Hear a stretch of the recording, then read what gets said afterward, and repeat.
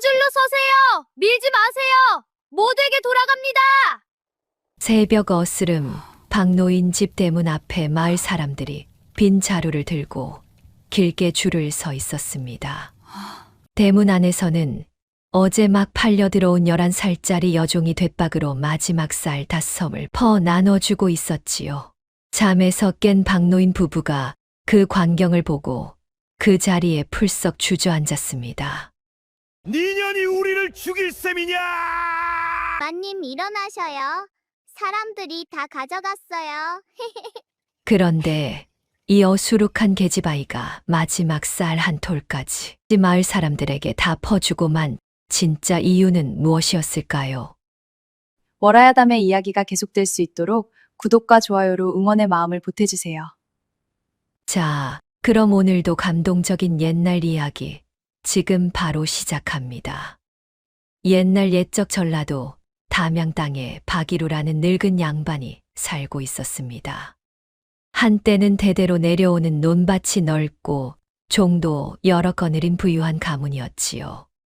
그러나 박노인이 노름판에 발을 들이고부터 그 살림이 와르르 무너지기 시작했습니다. 대대로 내려오던 논밭이 한 마지기씩 떨어져 나갔습니다. 사랑채를 헐어 팔았고 안채 기와도 새 것으로 갈지 못한 지 오래였지요. 마지막에는 부리던 종들마저 하나둘 흩어져 버렸습니다. 이제 박노인의 집에 남은 것이라곤 곳간 한 귀퉁이에 쌓인 쌀 5섬과 늙고 병든 부부 2사람뿐이었습니다. 대나무 숲에 둘러싸인 안채는 늘 서늘하고 적막했지요. 마당 한 구석엔 잡초가 무릎까지 자랐고 우물가에 두레박은 줄이 끊어진 채 매달려 있었습니다. 늦가을이 깊어가는 그날, 박노인은 그 적막한 집 마루에 앉아 긴 한숨을 내쉬고 있었지요. 부인 최여인은 부엌 한쪽에서 마지막 남은 콩 한 줌을 만지작거리며 어깨를 들썩이고 있었습니다. 여보, 이러다 우리가 정말 굶어 죽지요. 박노인은 아무 말도 하지 못했습니다.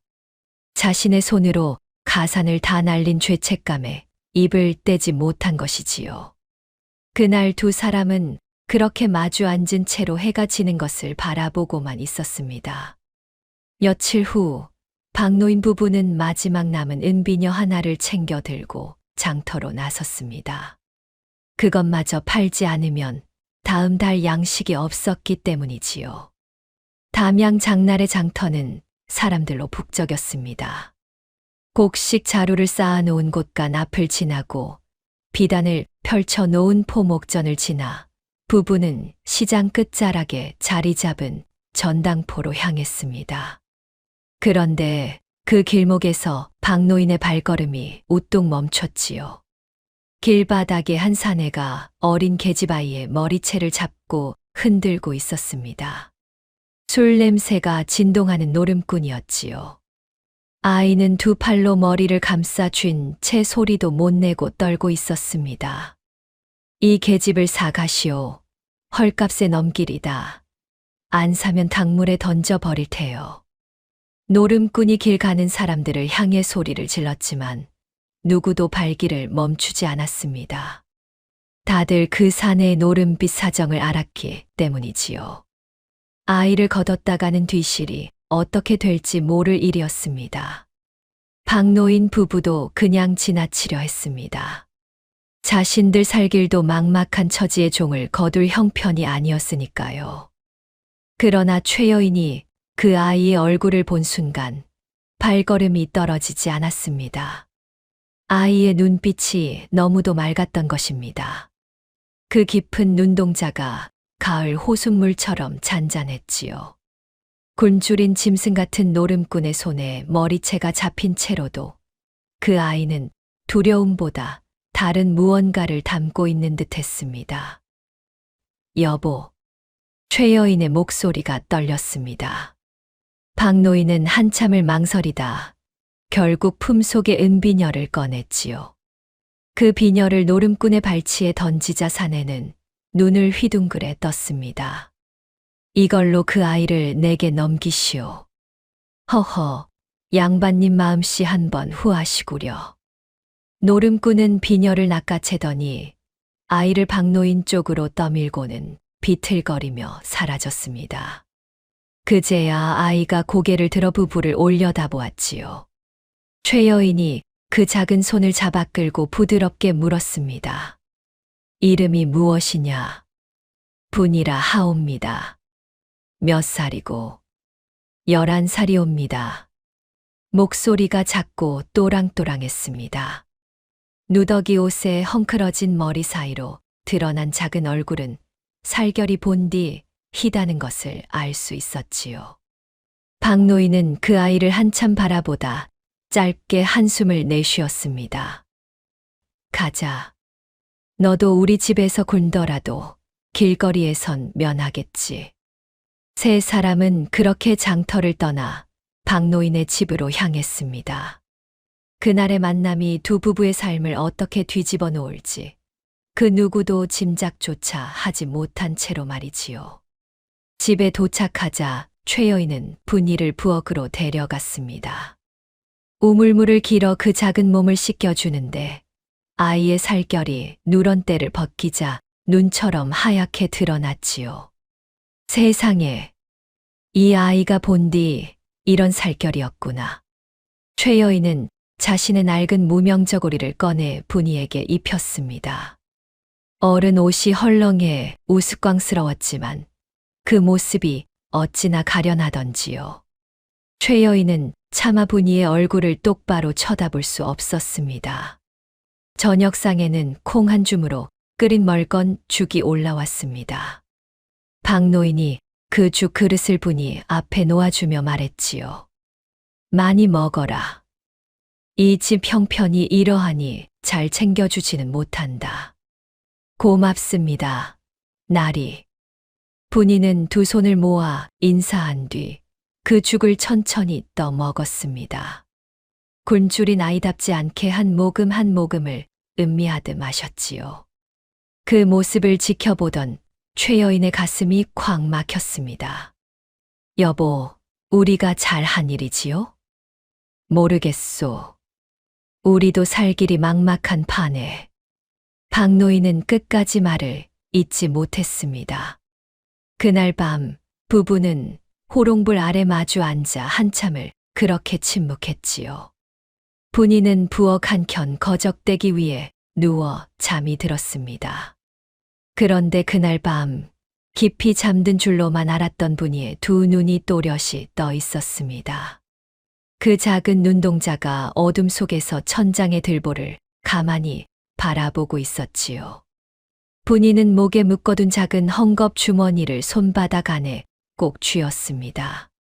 그 안에서 단단하고 매끄러운 옥의 감촉이 느껴졌지요. 어머니. 아주 작은 목소리였습니다. 그 한마디가 부엌의 정막 속으로 사라지자 분이의 눈에서 눈물 한 방울이 또르르 흘러내렸지요. 그러나 그 눈물이 채 마르기도 전에 분이는 다시 눈을 감았습니다. 마치 아무 일도 없었다는 듯이. 이튿날 아침 박노인은 분이에게 처지를 시켰습니다. 마당에 잡초가 무성하니 그것부터 뽑거라. 손을 다치지 않게 조심하고. 예, 나리. 분이는 호미를 들고 마당으로 나갔습니다. 그러나 호미를 잡은 손이 어딘가 어색했지요. 한참을 우물쭈물하다 결국 호미를 거꾸로 잡고 잡초를 뽑는데 풀이 뽑히기는커녕 흙만 파헤쳐졌습니다. 이런 종으로 자란 아이가 아닌 개로구나. 마루에서 그 모습을 지켜보던 박노인이 한숨을 내쉬었습니다. 양반집에서 태어났다가 큰일을 당해 종으로 팔린 아이가 분명했지요. 그러나 박노인은 더 묻지 않았습니다. 사연 있는 아이일수록 묻지 않는 것이 옛 양반의 인정이었습니다. 며칠이 지났습니다. 분이는 일은 서툴렀지만 시키는 것은 묵묵히 했지요. 부엌에서 그릇을 깨뜨리고 마당에서 빨래를 떨어뜨려도 누구를 원망하는 법이 없었습니다. 최여인은 그 아이를 점점 친자식처럼 여기게 되었지요. 저녁 무렵 최여인이 부엌에서 분이의 머리를 빗어주는데 문득 입을 열었습니다. 분이야, 너 글은 아느냐? 모르옵니다. 이름 석자도 모르고? 예, 마님. 최여인은 빗질을 멈추고 분이의 얼굴을 가만히 들여다보았습니다. 그 큰 눈동자가 잠시 흔들리는 듯 하더니 곧 잔잔해졌지요. 최여인은 그 눈빛에서 무언가 이상한 기운을 느꼈으나 차마 더 묻지 않았습니다. 분이야, 너에게 한 가지 일러두마. 예, 마님. 이 세상엔 어리석어 보여도 어리석지 않은 일이 있고 영리해 보여도 어리석은 일이 있단다. 사람을 살리는 일은 결코 어리석은 일이 아니란다. 그것만은 기억해 두거라. 분이는 그 말에 잠시 고개를 들어 최여인을 바라보았습니다.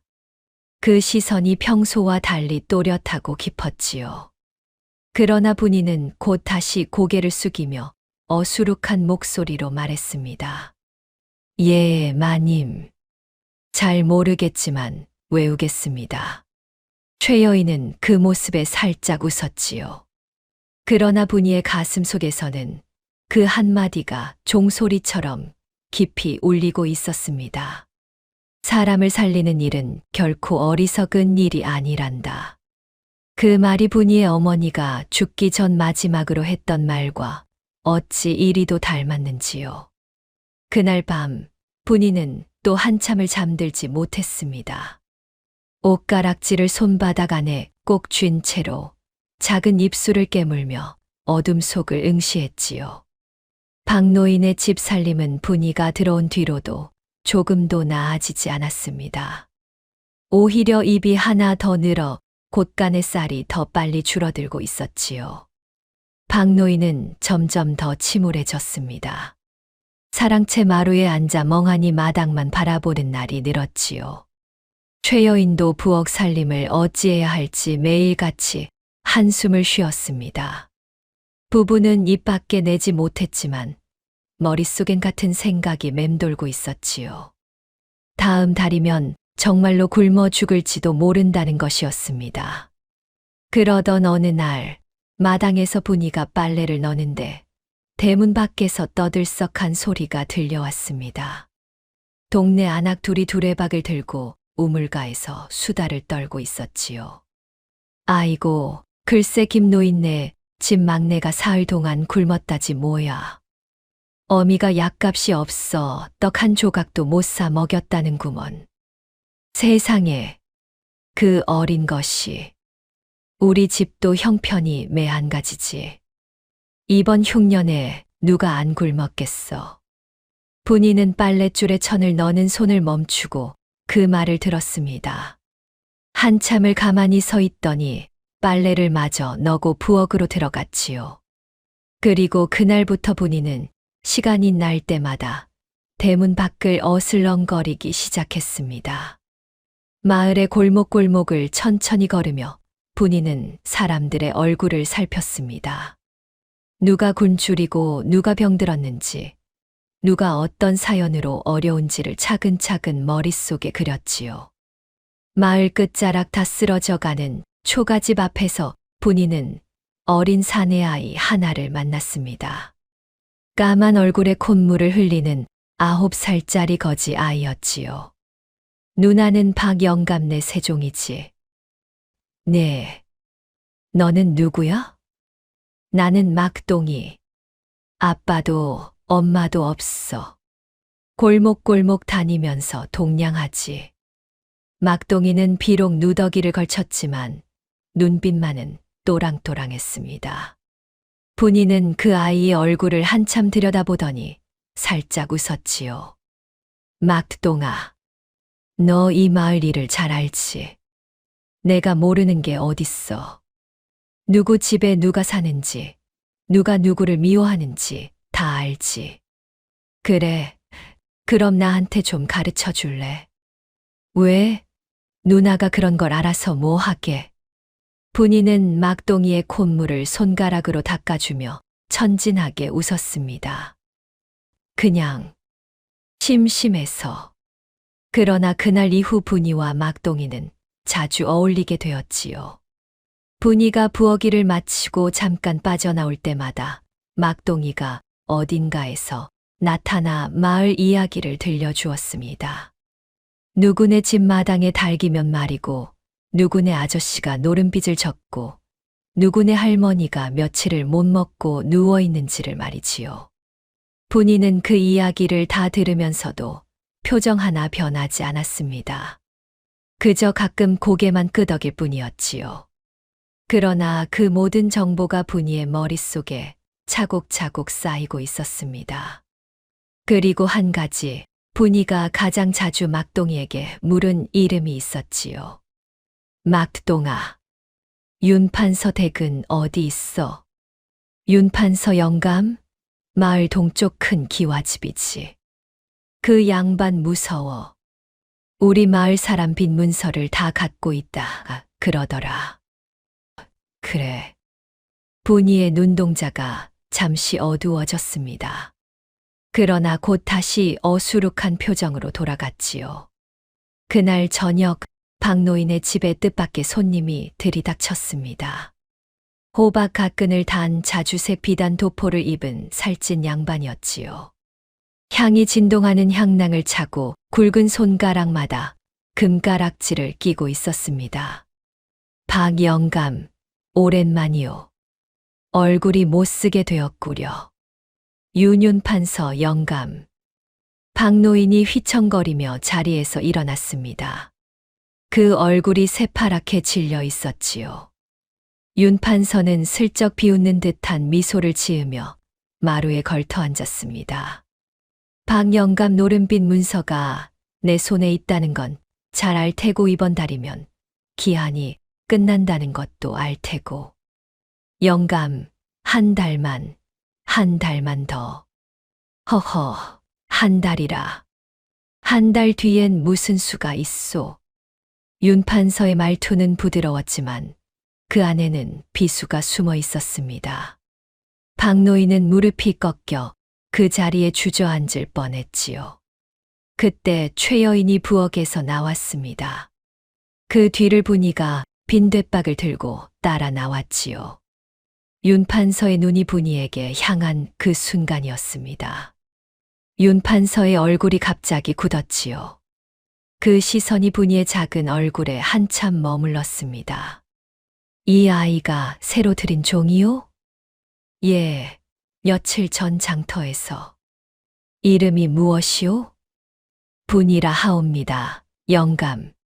박노인의 대답에 윤판서는 천천히 자리에서 일어났습니다.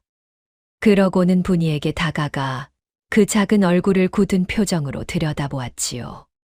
분이는 윤판서의 시선을 받자마자 푹 고개를 숙였습니다. 어수룩한 표정으로 돛방만 만지작거리고 있었지요. 고개를 들어라.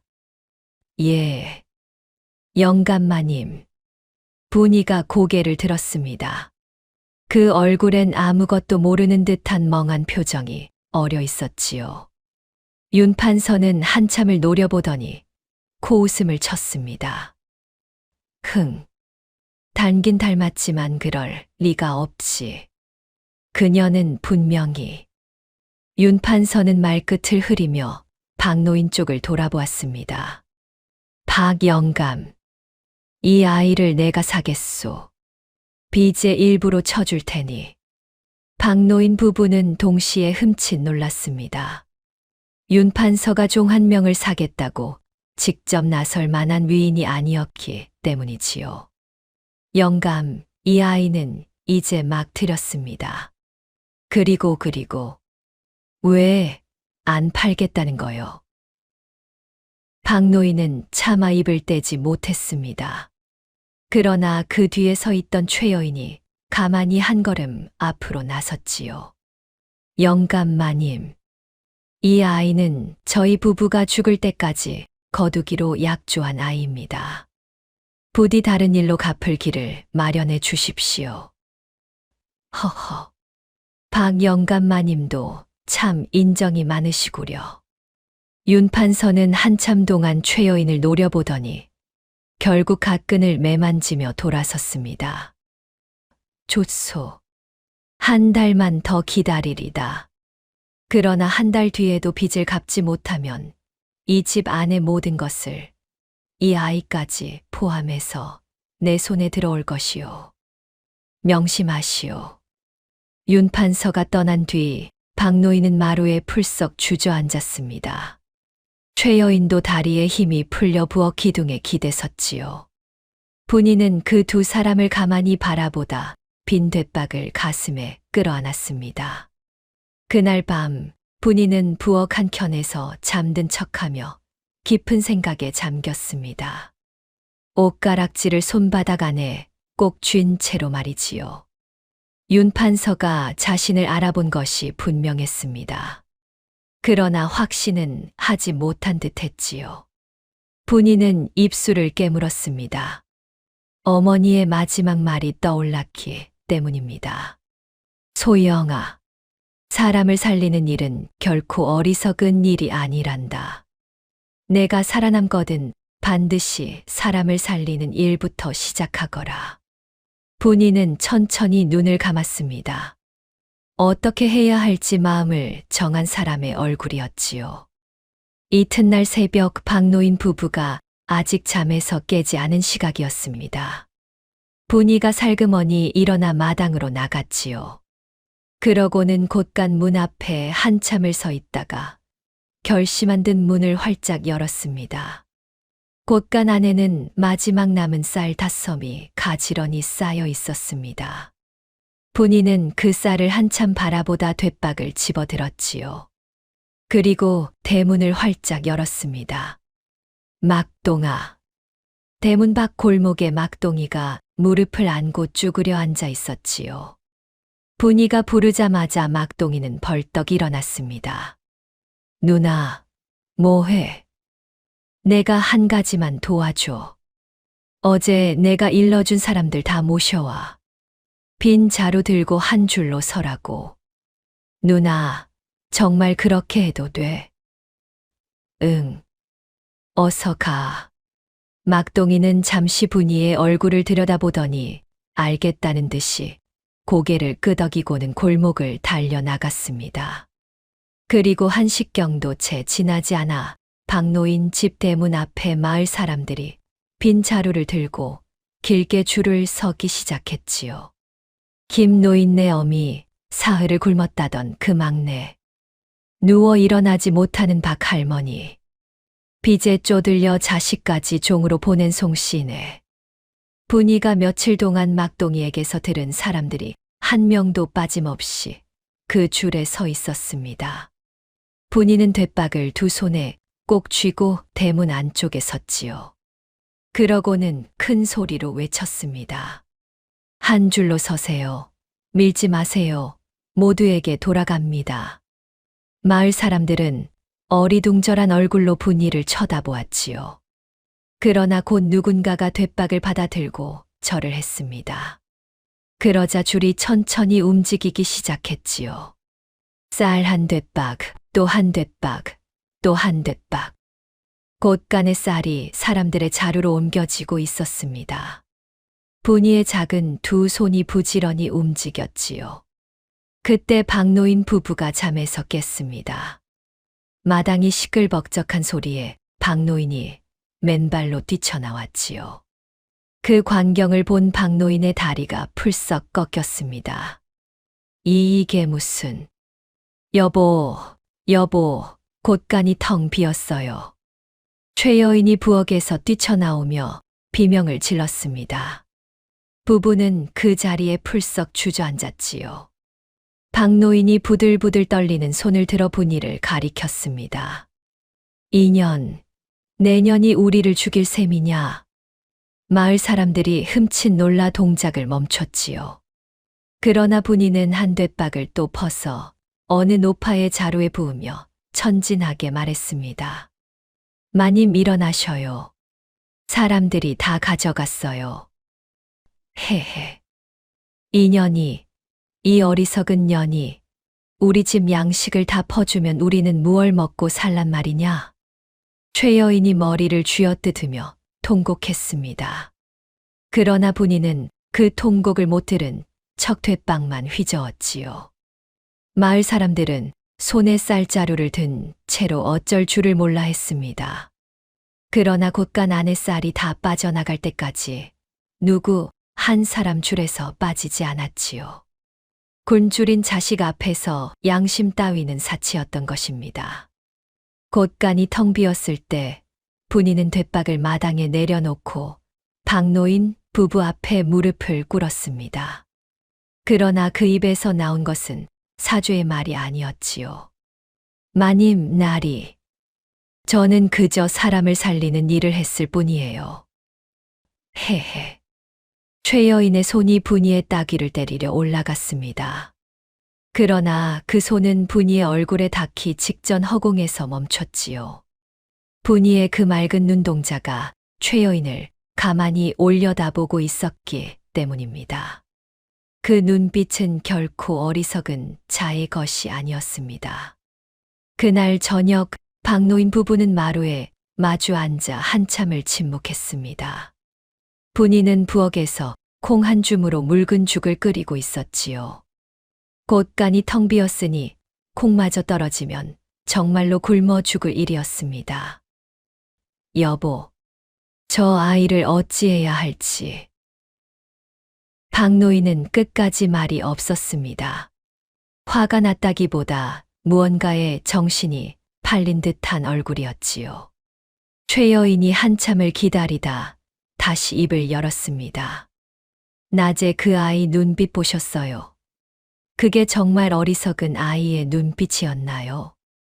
나도 그게 마음에 걸리는구려. 부부의 대화는 그렇게 끝났습니다. 그러나 그날 밤부터 마을에 이상한 일이 벌어지기 시작했지요. 해가 지자마자 박노인 집 대문 앞에 누군가가 작은 항아리 하나를 두고 갔습니다.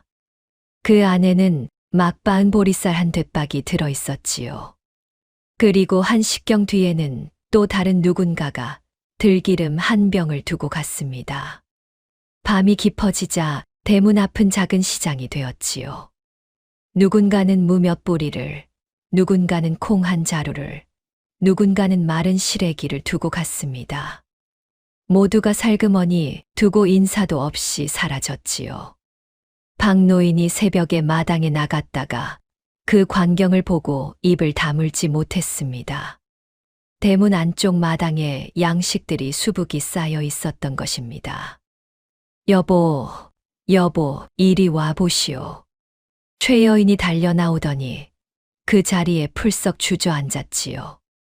양식의 양은 곳간을 다 비웠던 쌀보다 결코 적지 않았습니다. 아니, 오히려 더 많았지요.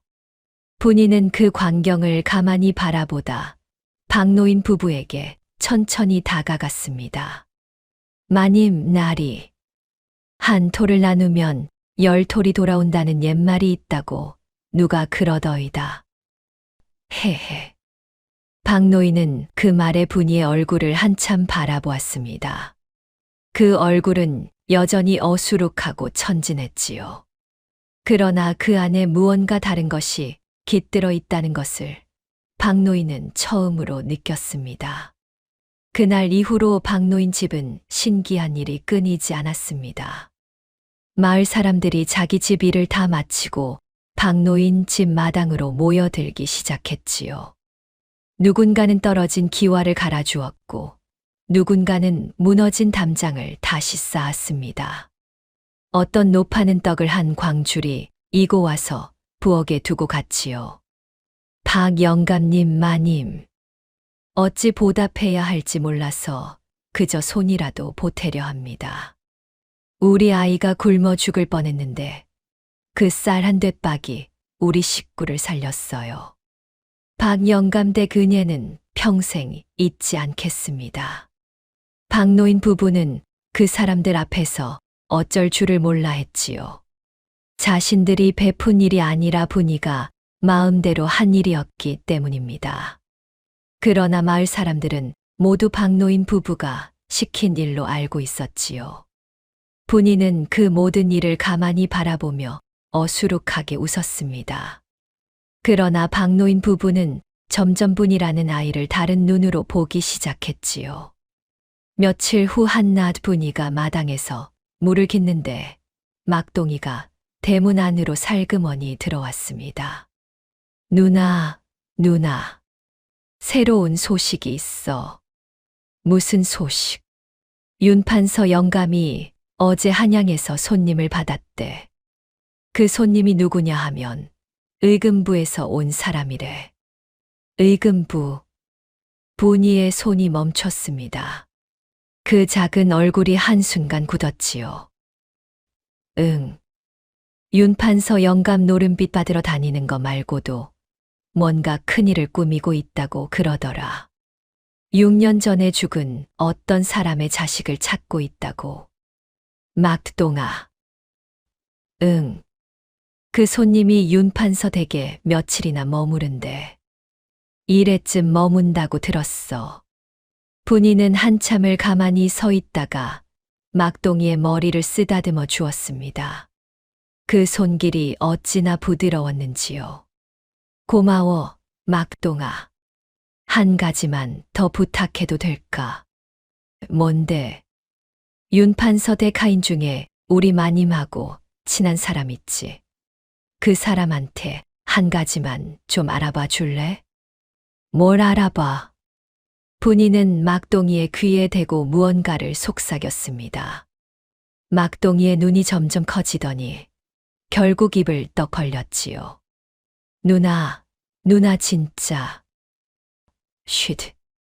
아무한테도 말하면 안 돼. 응.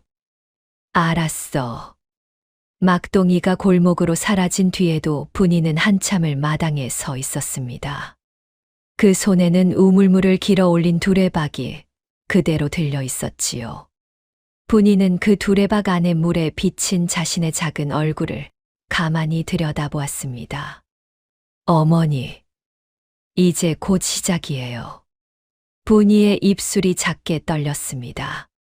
그 눈에서 한 방울의 물이 두레박 안으로 떨어졌지요. 그날 저녁 박노인 집 대문을 두드리는 사람이 있었습니다. 회색 승복을 입은 깡마른 노승이었지요. 짧게 깎은 흰 머리에 깊고 맑은 눈빛이 인상적이었습니다. 실례하옵니다. 하룻밤 신세를 질까 청합니다. 박노인은 마침 누가 와도 거절할 형편이 아닌지라 노승을 사랑채로 안내했지요. 노승은 자신을 영선이라 소개했습니다. 산속 작은 암자에서 내려와 길을 가던 중이라 했지요. 저녁상이 차려졌습니다. 마을 사람들이 두고 간 떡과 나물이 올랐지요. 분이가 그 상을 들고 사랑채로 들어가는데 영선 스님이 분이의 얼굴을 보자마자 손에 든 염주를 떨어뜨릴 뻔했습니다. 그러나 그것은 아주 짧은 순간이었지요. 영선 스님은 곧 평정을 되찾고 두 손을 모아 분이에게 합장했습니다. 고맙소이다. 어린 도련하니 어린 아씨. 네, 헤헤. 저는 그냥 분이라고 해요. 분이는 어수룩한 표정으로 답하고 사랑채를 나왔지요. 그러나 부엌으로 돌아온 분이의 손이 미세하게 떨리고 있었습니다. 그날 밤이 깊어 모두가 잠든 시각, 분이는 살그머니 사랑채로 향했습니다. 사랑채 문 앞에 서서 작게 노크를 했지요. 스님, 들어오시지요. 분이가 문을 열고 들어가자 영선 스님은 한참 동안 그 얼굴을 바라보았습니다. 그러더니 자리에서 일어나 두 손을 모아 깊이 절을 했지요. 아씨, 살아 계셨군요. 분이의 큰 눈에서 굵은 눈물이 굴러 떨어졌습니다. 그러나 분이는 소리도 없이 울었지요. 영선 스님이 분이에게 천천히 다가와 그 작은 어깨를 다독였습니다. 6년이요. 6년 동안 이 늙은 중이 아씨를 얼마나 찾아 헤매었는지. 스님, 어떻게 저를 아씨 어머님의 옷가락지. 그것이 아씨 가슴에 있는 것을 보았소이다. 분이는 목에 묶은 헝겊 주머니에서 옷가락지를 꺼냈습니다. 매끄럽고 영롱한 그 옥이 호롱불빛에 반짝였지요. 영선 스님도 품속에서 천조각에 쌓인 무언가를 꺼냈습니다. 분이의 것과 똑같은 옷가락지였지요. 한 쌍이었습니다. 아씨 어머님께서 돌아가시기 직전 이 노승에게 맡기신 것입니다. 한 짝은 아씨께, 한 짝은 후이를 위해 노승이 보관하기로 한 것이지요. 아버님은 아버님께서 정말로 죄를 지으신 게 아니요, 아씨. 윤참판 어른은 결백하셨소. 그분이 모함을 받아 사약을 받으신 것은 모두 윤상열, 그자의 짓이었소이다. 분이는 두 손을 꼭 쥐었습니다. 그 작은 주먹이 부들부들 떨렸지요. 6년 전 분이가 5살 되던 해, 어느 날 아버지가 잡혀가시고 어머니가 자결하시고 자신은 영선 스님이 빼돌려 멀리 보낸 그 모든 일이 결국 큰아버지 윤상열의 짓이었던 것입니다. 왜 그자가 그런 짓을, 가산과 벼슬을 탐낸 것이요. 윤참판 어른의 동생이었으나 차자였기에 가산을 받지 못했지요. 그래서 형을 모함하여 죽이고 그 자리를 차지한 것이요. 분이는 한참을 침묵했습니다. 그 작은 얼굴에 어른의 표정이 깃들었지요. 스님, 그자가 저를 알아본 것 같아요. 역시 그렇소이까. 한 달 안에 저를 빼앗아 갈 것 같습니다. 그 전에 무언가 해야 해요. 아씨, 한양에서 손님이 오셨소. 의금부 도사이외다. 그 어른께서 윤상열의 죄를 조사하러 오신 길이요. 그러나 결정적 증거가 없어 아직 손을 못 쓰고 계시지요. 증거라면 윤참판 어른의 결백을 증명할 수 있는 단 하나의 증거가 윤상열의 손에 있소이다. 그자가 만든 위조 문서, 그 원본은 그자 사랑채에 숨겨져 있을 것이요. 분이는 천천히 고개를 들었습니다. 그 눈빛에 결심이 서렸지요.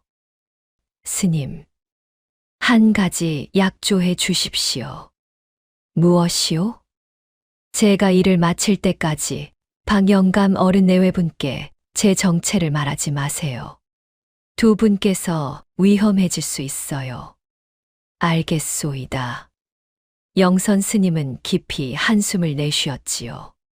그날 밤 두 사람은 새벽이 밝아올 때까지 마주 앉아 무언가를 의논했습니다. 이튿날 아침 영선 스님은 박노인 부부에게 정중히 인사를 하고 길을 떠났습니다. 그 모습이 사라질 때까지 분이는 대문 앞에 서 있었지요. 그날부터 분이의 행동이 조금씩 바뀌기 시작했습니다. 여전히 어수룩한 척하면서도 마을의 일이라면 무엇이든 끼어들어 도왔지요. 김 노인네 막내가 열이 낮아 분이는 산에서 약초를 캐다 다려 주었습니다. 분이야, 너 약초도 알아? 막동이가 가르쳐 줬어요. 헤헤. 그러나 막동이가 그런 것을 가르쳐 줄 리가 없었지요. 분이는 친어머니가 살아 계실 때 어머니의 무릎에 앉아 한 가지 한 가지 외운 약초들이었습니다.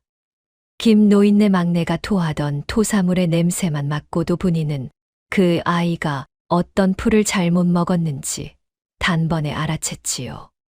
그러고는 그 독을 풀어주는 약초를 정확하게 캐서 다려 먹였던 것입니다. 사흘 만에 아이는 활짝 웃으며 자리에서 일어났지요. 박 할머니가 자리에서 일어나지 못하자 분이는 매일 한 끼씩 죽을 가져다 드렸지요. 그 죽이 어찌나 맛이 깊었는지 박 할머니가 사흘 만에 자리에서 일어나 앉았다고 합니다.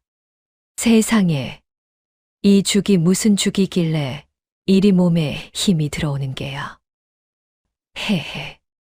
콩이랑 들깨랑 좀 섞었어요. 분이는 그렇게 웃으며 둘러댔지요. 그러나 그 죽에 들어간 것은 콩과 들깨만이 아니었습니다. 분이가 새벽마다 산에 올라 캐온 칡뿌리와 갈근 가루가 들어 있었지요. 어머니께서 친아버지가 병이 나셨을 때 직접 끓여주시던 그 가문 비전의 죽이었습니다. 마을 사람들은 분이를 두고 수군거리기 시작했습니다. 저 아이가 어수룩한 척하지만 보통 아이가 아니야. 맞아.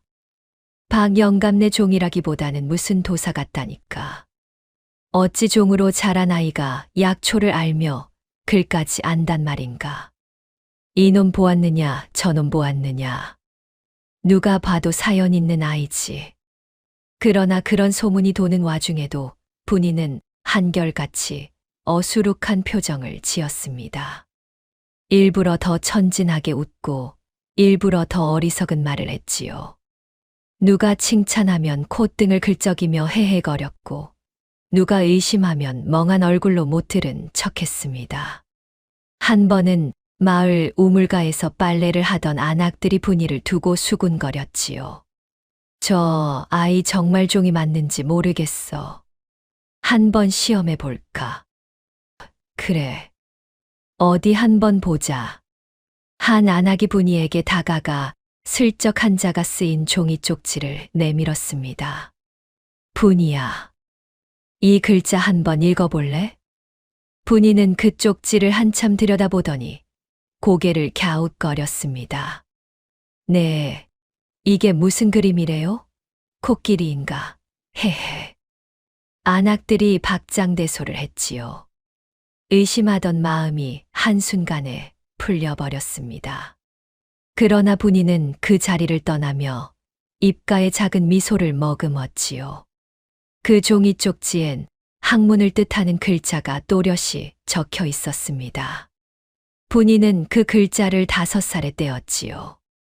며칠 후 또 한 번 큰일이 있었습니다. 마을 어귀에 사는 송씨네 부부가 늦은 밤 부엌에서 부부싸움을 하고 있었지요. 송씨네 아내가 빚 갚을 길이 없다며 통곡하고 있었던 것입니다. 그 길을 지나던 분이가 그 통곡 소리를 들었습니다.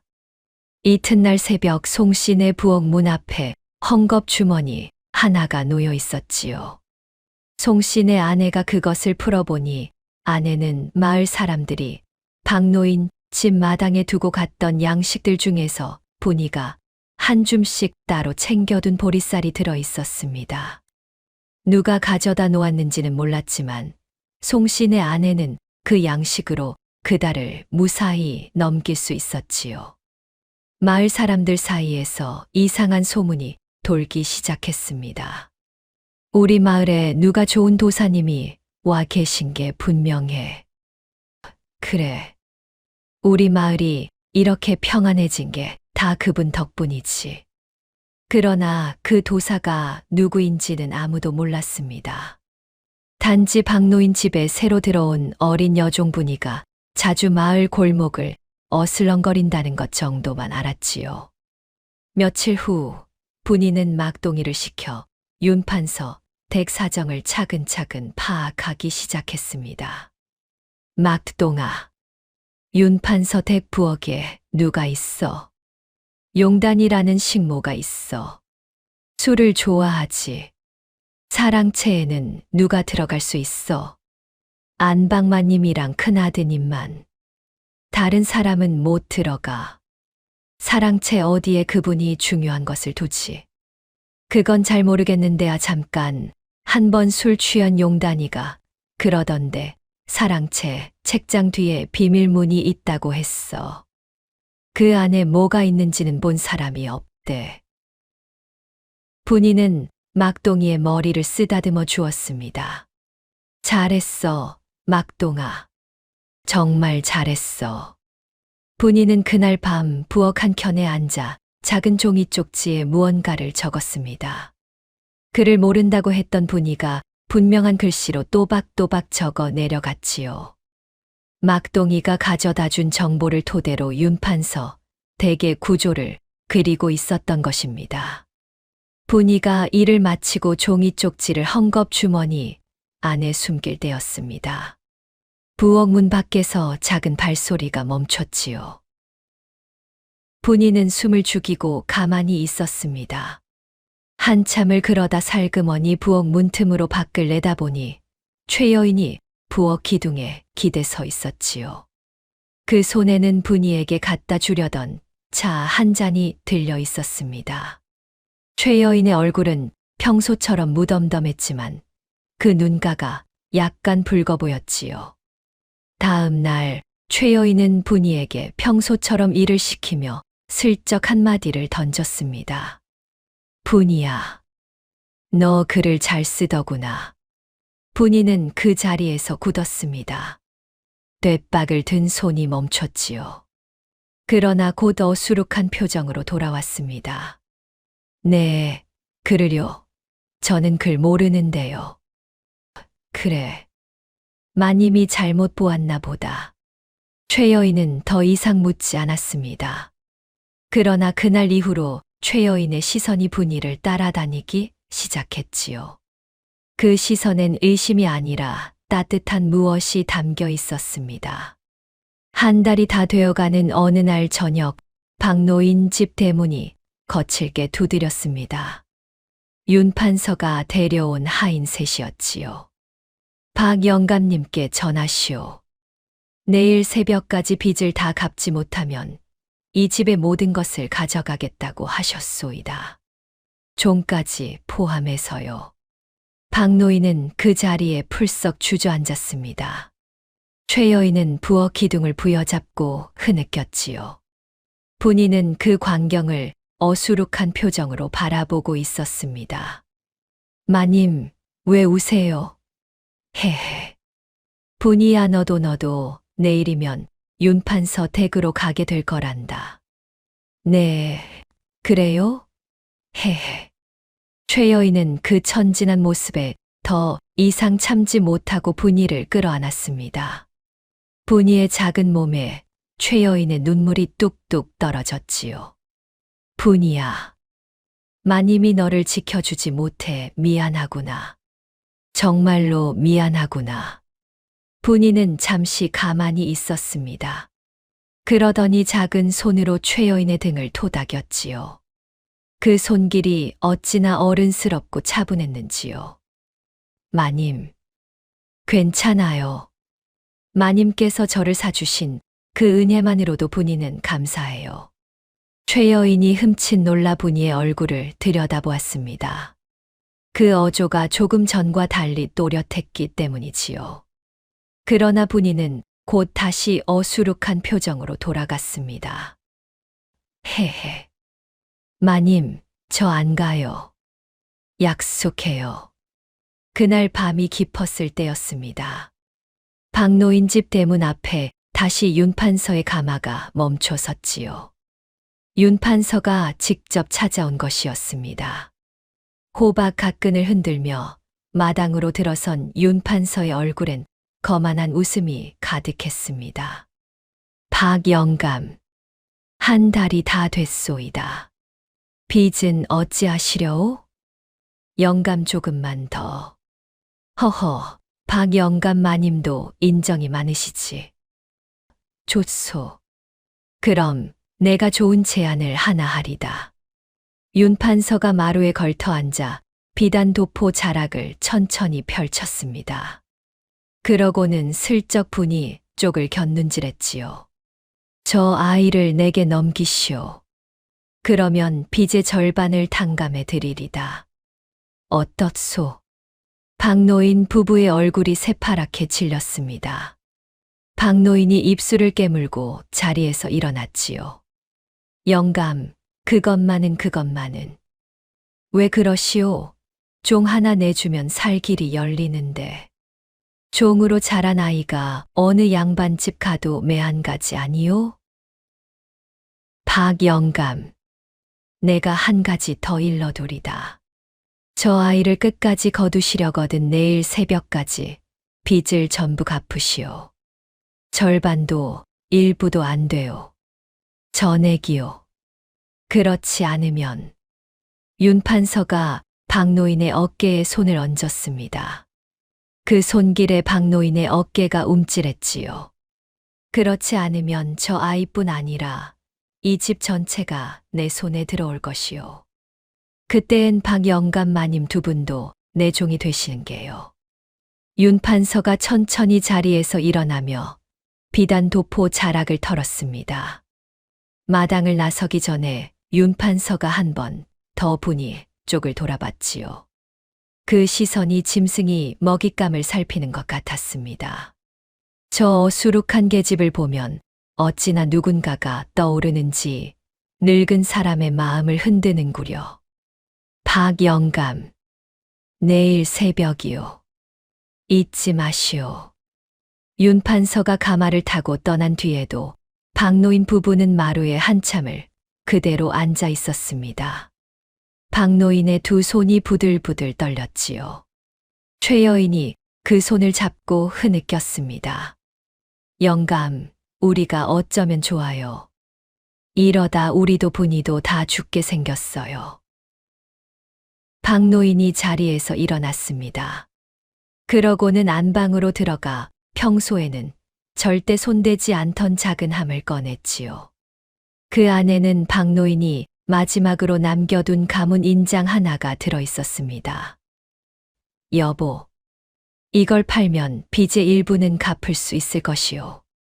영감 그것마저 팔면 가문이고 뭐고 다 무엇라고. 저 아이를 그자의 손에 넘길 수는 없는 것이오.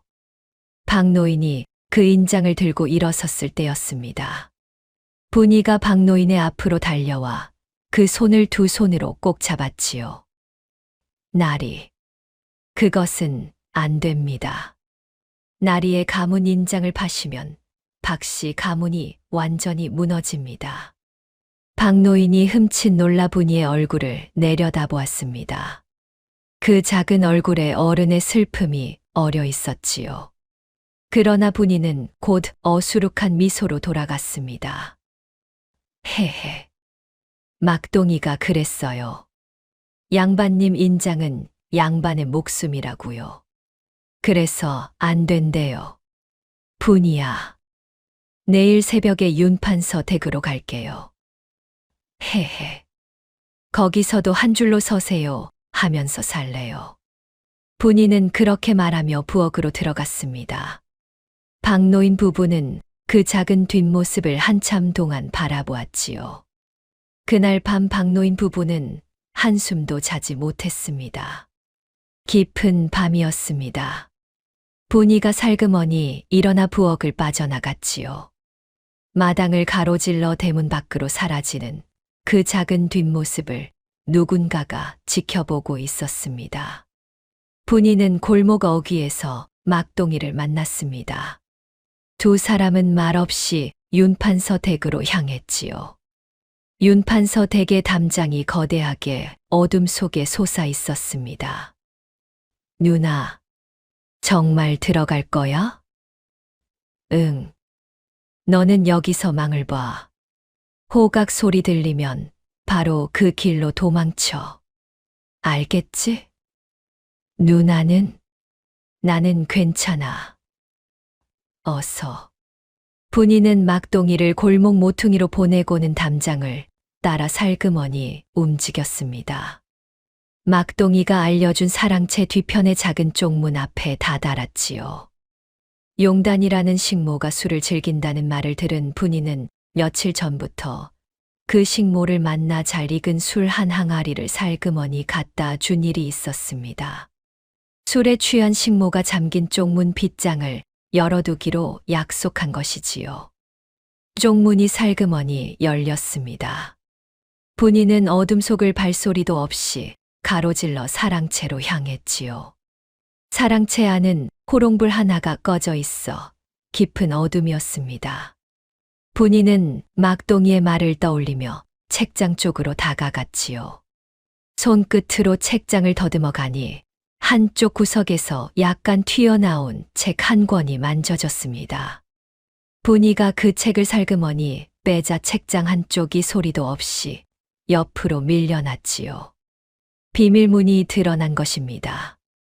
그 안에는 작은 함이 하나 들어 있었습니다. 분이는 그 함을 꺼내 살그머니 열었지요. 안에는 누렇게 변한 문서 한 장이 들어 있었습니다. 분이가 그 문서를 호롱불빛에 비춰보니 그것은 6년 전 분이의 아버지 윤참판을 모함했던 위조 상소문의 원본이었지요. 그리고 그 옆에 또 다른 문서가 있었습니다. 박노인의 노름빛 문서였지요. 분이는 그 두 가지를 모두 품속에 챙겼습니다. 그때였습니다. 누구냐? 윤판서의 굵직한 목소리가 어둠을 갈랐습니다. 분이가 흠칫 놀라 돌아보니 사랑채 문 앞에 윤판서가 호롱불을 들고 서 있었지요. 그 옆에 하인 둘이 칼을 들고 서 있었습니다. 내년 윤판서의 얼굴이 일그러졌습니다. 호롱불에 비친 분이의 얼굴을 본 순간 윤판서는 모든 것을 알아챈 듯 했지요. 역시 내년이 그 계집이었구나. 윤참판의 딸년이. 분이는 도망갈 곳이 없었습니다. 사랑채 문은 윤판서가 막고 있었고 다른 출구는 없었지요. 분이는 입술을 깨물었습니다. 그때 사랑채 밖에서 호각 소리가 길게 들려왔습니다. 막동이가 위험을 알리는 소리였지요. 그러나 그 호각 소리가 끝나기도 전에 사랑채 밖에서 다른 함성이 들려왔습니다. 내 이놈 윤상열, 의금부에서 왔다. 무릎을 꿇어라. 윤판서의 얼굴이 새파랗게 질렸습니다. 그 순간 사랑채 문이 활짝 열리고 의금부 도사와 포졸들이 우르르 밀려들었지요. 그리고 그 뒤로 회색 승복을 입은 노승이 천천히 걸어 들어왔습니다. 영선 스님이었습니다. 분이는 두 손으로 가슴을 꼭 누르고 그 자리에 서 있었습니다. 품속의 위조 문서 두 장이 또렷이 만져졌지요. 의금부 도사가 윤판서를 향해 큰 소리로 호령했습니다. 윤상열, 그대가 6년 전 형 윤참판을 모함하여 죽이고 가산을 빼앗은 죄, 그리고 이 마을 양반과 백성들의 빈 문서를 위조하고 부당하게 갈취한 죄, 모두 의금부에 보고되었다. 무릎을 꿇어라. 윤판서는 비틀거리며 뒤로 물러섰습니다. 그 얼굴엔 비웃음이 떠올랐지요. 무슨 증거로, 도사는 무슨 증거로 본인을 죄인이라 하는 것이오. 그 모든 일은 형의 자업자득이었소. 증거가 있느냐 없느냐는 곧 알게 될 것이다. 영선 스님이 앞으로 한 걸음 나서며 합장했습니다. 윤참판 어른께서 돌아가시던 그날 밤, 이 노승에게 마지막 유언을 남기셨소. 그 유언이 곧 그대의 죄를 밝힐 첫 증거가 될 것이오. 윤판서가 코웃음을 쳤지요. 유언 따위가 무슨 증거가 된단 말이오. 노승의 말 한마디로 사람을 죄인으로 만들 수는 없소. 그렇소. 그러나 그 유언만으로 그대를 죄인으로 만들지는 않을 것이오. 더 중요한 증거가 있소이다. 영선 스님이 천천히 분이 쪽으로 시선을 돌렸습니다. 그러자 사랑채 안 모든 사람의 시선이 분이에게 향했지요. 분이는 한참을 가만히 서 있다가 천천히 품속에서 두 장의 문서를 꺼냈습니다. 이것이 그 증거요입니다. 도사 어른. 분이의 목소리가 완전히 달라져 있었습니다. 어수룩한 말투는 흔적도 없었고 또랑또랑하고 또박또박한 양반과 규수의 말씨였지요. 그 모습에 윤판서의 얼굴이 사색이 되었습니다. 이 위조 상소문 원본이 바로 6년 전 제 친아버지 윤참판께 죄를 뒤집어 씌운 그 문서이옵니다. 그리고 또 한 장은 박영감 어르신의 노름빛 문서이옵니다. 윤상열 저자는 형의 가산을 빼앗은 것에 그치지 않고 마을 사람들의 빚까지 모두 위조하여 갈취하고 있었사옵니다. 의금부 도사가 그 문서들을 받아들고 자세히 살펴보았습니다. 그러더니 천천히 고개를 끄덕였지요. 이것은 분명 위조의 흔적이 있는 문서이요. 그리고 윤참판에 가장 가까운 사람만 알아볼 수 있는 인장 자국이 보이는구려. 윤참판의 진짜 인장이 따로 있었다는 뜻이요. 맞사옵니다. 친아버님의 진짜 인장은 어머님께서 자결하시기 전 영선 스님께 맡기셨사옵니다. 영선 스님이 품속에서 작은 인장을 꺼냈습니다. 의금부 도사가 그 인장을 위조 문서의 인장 자국과 비교해 보더니 무거운 한숨을 내쉬었지요. 맞소. 이것이 진짜 윤참판의 인장이요. 그리고 이 문서의 인장은 가짜이요. 윤판서의 얼굴이 흙빛으로 변했습니다. 그 굵은 손가락이 부들부들 떨렸지요. 그러나 윤판서는 끝까지 발악했습니다. 이 계집이 본인의 조카라는 증거는 어디 있소? 이 계집이 가짜로 꾸민 일일 수도 있지 않소. 분이가 천천히 목에 묶은 헝겊 주머니에서 옷가락지 한 짝을 꺼냈습니다. 영선 스님도 품속에서 똑같은 옷가락지 한 짝을 꺼냈지요. 두 가락지를 나란히 놓자 한 쌍이 완벽하게 맞았습니다. 이것은 제 친어머님께서 시집 오실 때 친정에서 받으신 옷가락지 한 쌍이옵니다. 한 짝은 어머님께서 돌아가시기 전 영선 스님께 맡기셨고, 다른 한 짝은 어머님께서 저희 목에 직접 묶어주셨사옵니다. 의금부 도사가 두 옷가락지를 자세히 살펴보았습니다. 그러더니 그 안쪽에 새겨진 작은 글씨를 발견했지요. 정경부인 김씨, 윤가의 시집간 해의 봄. 그 옷가락지의 임자가 한 사람이라는 증거가 분명하구려. 이런, 이게 무슨 일이냐? 윤판서가 비명을 지르며 뒤로 물러섰습니다. 그 발치에서 호박 가끈이 떨어져 흙바닥에 굴렀지요. 의금부 도사가 큰 소리로 호령했습니다. 포졸들, 죄인 윤상열을 잡아라. 포졸들이 우르르 달려들어 윤판서의 양팔을 잡았습니다. 윤판서는 발버둥을 치며 분이를 노려보았지요. 내년이 어렸을 때 죽였어야 했어. 감히 이 자리에서 그 입을 함부로 놀리지 마시오. 영선 스님이 차갑게 호령했습니다. 윤판서는 그 호령에 입을 다물고는 포졸들에게 끌려나갔지요. 그 무렵 박노인 집 마당에서는 한바탕 소동이 벌어지고 있었습니다. 새벽이 밝아오자 마을 사람들이 빈 자루가 아닌 가득 찬 자루를 들고 박노인 집 대문 앞으로 모여들고 있었던 것이지요. 박노인 부부가 어리둥절한 표정으로 그 광경을 바라보았습니다. 여보, 이게 어찌 된 일이오? 저도 모르겠어요. 그때 마을 사람들 사이로 한 사람이 천천히 걸어 들어왔습니다. 단정하게 차려입은 노승, 영선 스님이었지요.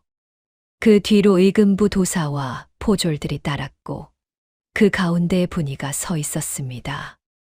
그러나 그 군인은 박노인 부부가 알던 그 분이가 아니었지요. 누더기 옷이 아닌 단정한 옥색 저고리에 푸른 치마를 입고 헝클어진 머리는 곱게 빗어 가지런히 묶었습니다. 그 얼굴엔 어수룩한 표정 대신 차분하고 단아한 양반과 교수의 풍모가 어려 있었지요. 박노인 부부는 그 모습을 보고 입을 다물지 못했습니다. 마마님, 영감, 저 아이가. 분이는 박노인 부부 앞에 무릎을 꿇고 큰 절을 올렸습니다. 마님 나리, 그동안 저희 무례를 용서하여 주십시오. 본디 저희 이름은 분이가 아니라 윤소영이라 하옵니다.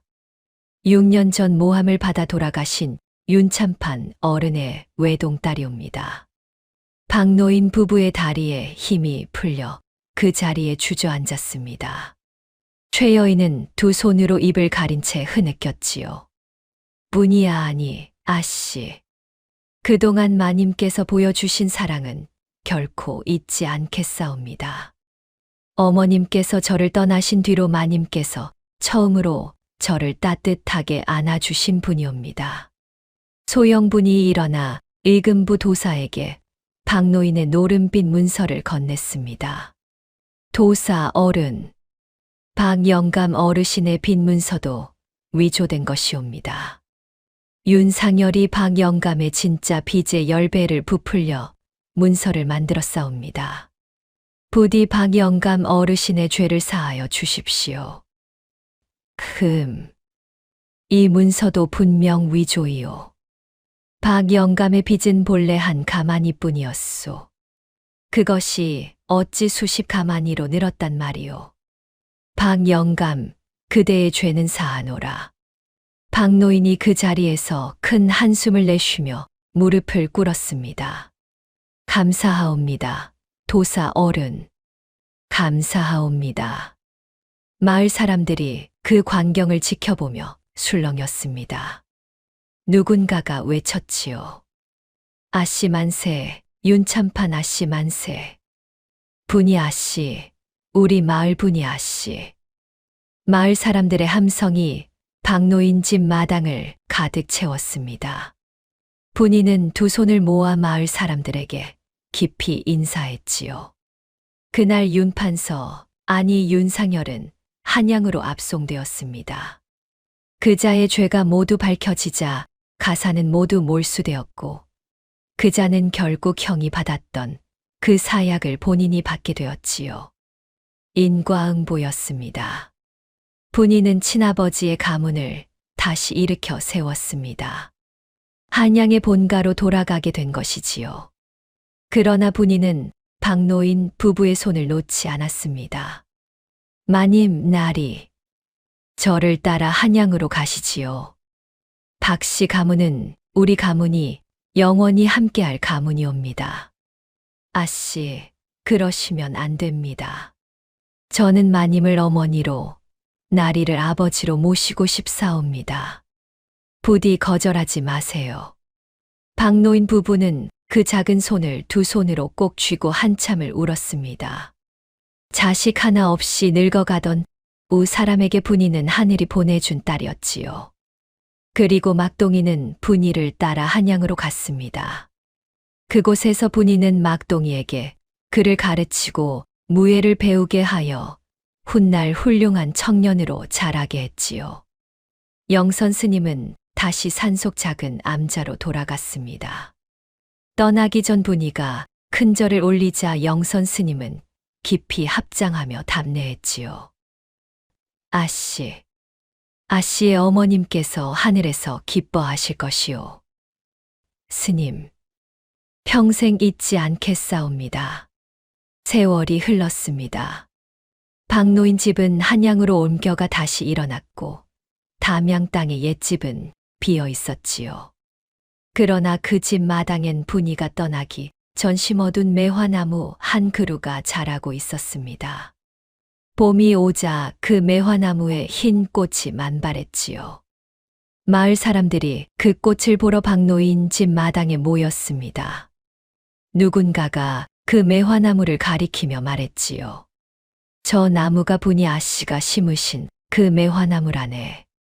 우리 마을 사람을 다 살리신 그 아씨 말이지. 맞아. 그 아씨가 곳간을 텅 비우신 그날 우리 마을 사람들이 모두 살았지. 그날 박노인 집 곳간이 비었던 그 빈자리가 이제는 흰 매화꽃으로 가득 차 있었습니다. 한 토를 나누면 10톨이 돌아온다는 옛말이 그대로 이루어진 것이었지요. 마을 어귀에서는 늙은 노파가 손주에게 그 옛 이야기를 들려주고 있었습니다. 할미야, 그 아씨가 왜 그렇게 어수룩한 척하셨대? 아씨가 어리석은 게 아니라 사람을 살리는 일은 결코 어리석은 일이 아니라고 가르치셨단다. 사람을 살리는 일은 어떨 땐 어리석어 보여도 그게 가장 지혜로운 일인 게야. 기억해 두거라. 한 토를 나누면 10톨이 돌아온단다. 그게 분이 아씨가 우리에게 남기신 가르침이란다. 손주는 그 말을 가만히 듣고 있었지요. 매화꽃이 봄바람에 한들거리며 흰 꽃잎을 흩날리고 있었습니다. 이렇게 한 톨의 쌀이 마을을 살리고 한 어린아이의 깊은 마음이 한 가문을 다시 일으켜 세운 이야기가 담양 땅에 오래도록 전해졌다고 합니다. 어리석어 보여도 어리석지 않은 일이 있고 영리해 보여도 어리석은 일이 있는 법이지요. 사람을 살리는 일은 결코 어리석지 않다는 것을 분이 아씨가 우리에게 가르쳐 준 이야기였습니다. 다음 영상을 빠르게 만나보시려면 좋아요와 구독을 눌러주세요. 지금 화면에 나오는 월화야담의 더 재미있는 영상들도 함께 해주세요. 그럼 모두 행복한 하루 보내세요. 감사합니다.